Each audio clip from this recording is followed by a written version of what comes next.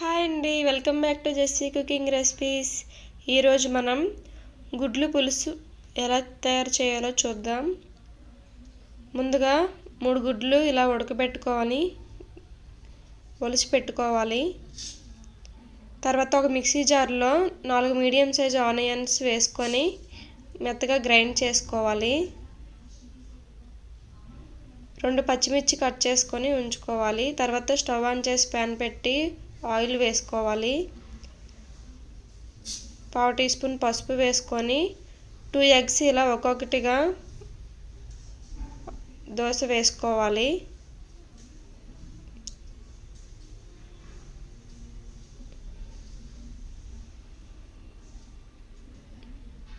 నేను ఇలా ఒక 2 దోశలు వేస్తున్నానండి.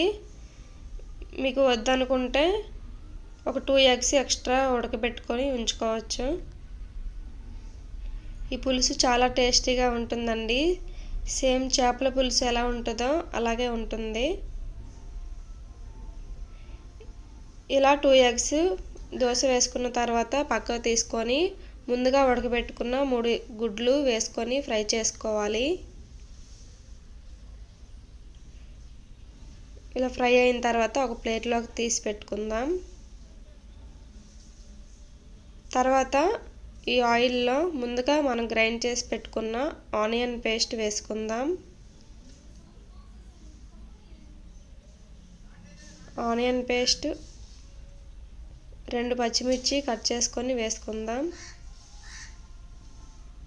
ఆయిల్ పైకి తేలే వరకు ఆనియన్ పేస్ట్ ఫ్రై అవ్వాలండి. తర్వాత 1/2 టేబుల్ స్పూన్ అల్లం వెల్లుల్లి పేస్ట్ వేసుకుందాం.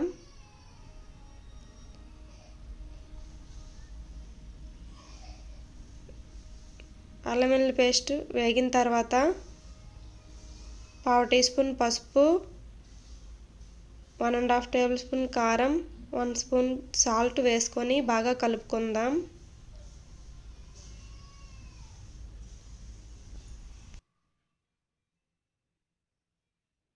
ఇలా బాగా కలుపుకొని కొంచెం సేపు ఉప్పు కారం పట్టనివ్వాలండి. మూత పెట్టుకొని 2 నిమిషాలు మగ్గించుకుందాం.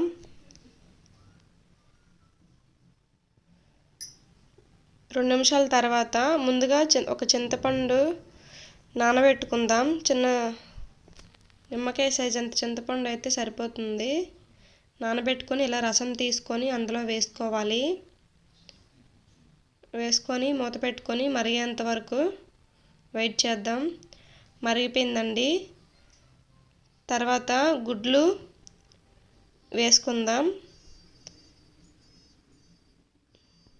గుడ్లు మధ్యకి కట్ చేసుకొని వేసుకోవాలండి. అక్కడక్కడ చిన్న చిన్న హోల్స్ పెట్టుకొని వేసుకొని ఉడికించుకుందాం. 2 స్పూన్స్ బెల్లం వేసుకొని ఇలా 5 నిమిషాలు మరిగించిన తర్వాత దించేయడమేనండి. రెడీ అయిపోయింది. ఇప్పుడు ఒక బౌల్లోకి సర్వ్ చేసుకుందాం.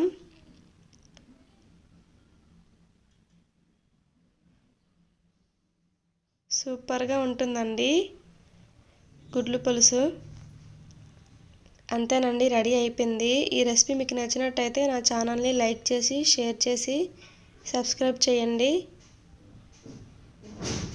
లాస్ట్గా కొత్తిమీరతో గార్నిష్ చేద్దాం. Thank you for watching.